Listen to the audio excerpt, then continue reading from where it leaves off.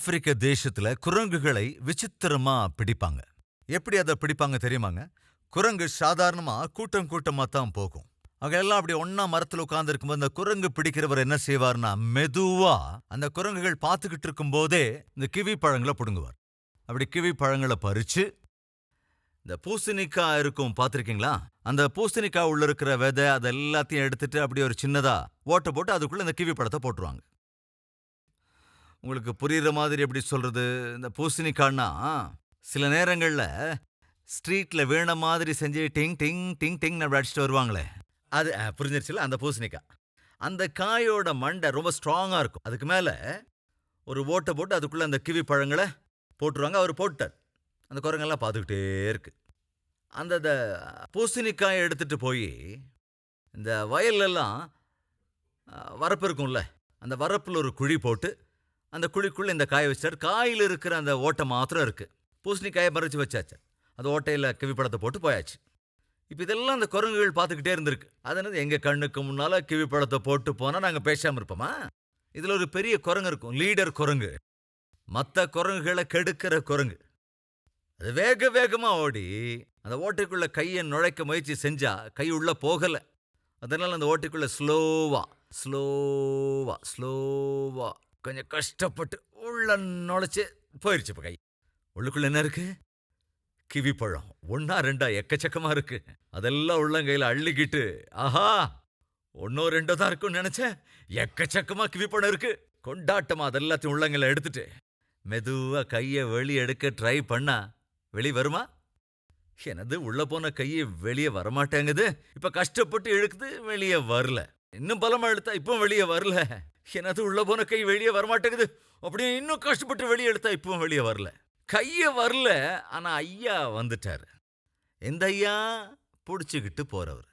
அவர் வர்றதை பார்த்தா இன்னும் டென்ஷன் ஆகுமா, இன்னும் வேக வேகமா இழுக்க ட்ரை பண்ண, ஐயோ சீக்கிரம் வெளியே இழுத்துடலாம். வரல. அவர் ஐயா கழுத்தை பிடிச்சிட்டாரு. அவர் கழுத்தை பிடிச்சிட்டாரு. ஆனா உள்ள போன கையும் வெளியே வரல.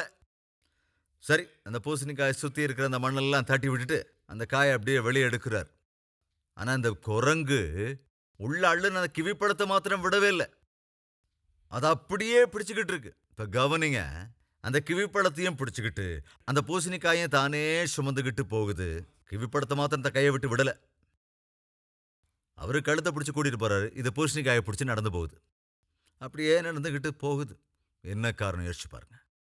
ஒரு கேள்விக்கு பதில் சொல்லுங்க.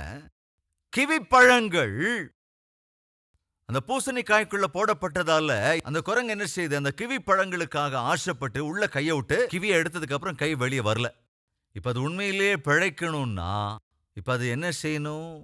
அந்த கிவி பழங்களை விட்டுறணும். அப்ப நிம்மதியா அதால வாழ முடியும். ஆனா அது குரங்குங்கிறதால அந்த கிவி பழத்துக்காக என்ன செய்து? தன்னுடைய உயிரையே பணைய வைக்குது. இப்ப என்னுடைய கேள்வி, நாம குரங்கு இல்லையே, அதை விட நம்ம பெட்டர் தானே? நாம குரங்குகளை விட விலையேற பெற்றவர்கள் அல்லவா? தேவன் நம்மை ஜந்துக்களாக படைக்கவில்லையே. அது குரங்கு என்பதனால் அதுக்கு அந்த கிவிப்பழம் முக்கியமா, அதோட உயிர் முக்கியமாங்க? அந்த கிவிப்பழம் முக்கியமா, அதோடைய வாழ்க்கை முக்கியம் நினைக்கிறீங்களா? அதோட வாழ்க்கை தாங்க அதுக்கு முக்கியம். ஆனால் குரங்கு என்பதனாலே பகுத்தறிவதற்கு இல்லை என்பதனால கிவிப்பழங்களுக்காக தன்னுடைய வாழ்க்கையை இழக்க போதுங்க. இன்றைக்கு நம்ம மத்தியிலும் இருக்காங்களா இல்லையா?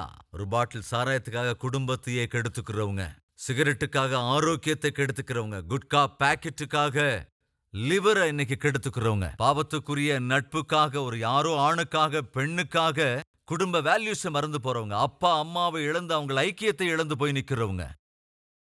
இன்றைக்கு நம்மில் எத்தனை பேர் சாத்தானுடைய தந்தரத்துக்குள் விழுந்து அருவருப்பான காரியங்களால் தங்கள் வாழ்க்கையை அழித்துக் கொண்டிருக்கிற எத்தனை பேர் இல்லை? தயவு செஞ்சு கவனி.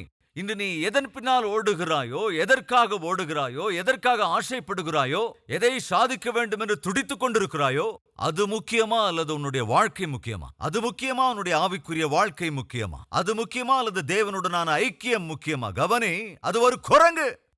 ஏதோ பழத்துக்காக தன்னுடைய உயிரையே மாய்க்க துணிஞ்சிருச்சு. அற்ப சந்தோஷத்துக்காக உயிரை இழக்க துணிஞ்சிருச்சு. இன்று நம்மில் கூட மனிதர்களைப் போல காணப்படுகிறார்கள், ஆனால் குரங்குகளை விட மோசமாக நடக்கிறவங்க இல்லையா? கட்டாயம் இருக்கிறாங்க. கொஞ்சம் கவனிங்க. இவ்வளவு ஆசீர்வாதங்களை நான் அருளுகிறேன். நான் உன்னோடு கூட இருந்தால் போதும். நீ என்ன காரியம் செய்கிறாய் அந்த காரியத்தில் வெற்றியை நான் அருளுகிறேன். நீ எங்கே சென்றாலும் அங்கே உன் காரியங்களை நான் வாய்க்க பண்ணுகிறேன். உன்னை ஸ்திரப்படுத்துகிறேன். படிப்படியாய் உன்னை நான் வளர்க்கிறேன். உனக்கு சந்தோஷத்தை அருளுகிறேன், சுகத்தை அருளுகிறேன். உன்னை சுற்றி இருக்கிறவர்களுக்கு நீ யார் என்பதை நான் அறிவிக்கிறேன். உனக்கு அந்தஸ்தை தருகிறேன், ஆஸ்தியை தருகிறேன், பெரிய பேரை தருகிறேன். நீ செய்ய வேண்டியதெல்லாம் உன்னை சுற்றி இருக்கிற பரிசுத்தமற்றவைகளை உன்னை விட்டு அகற்று.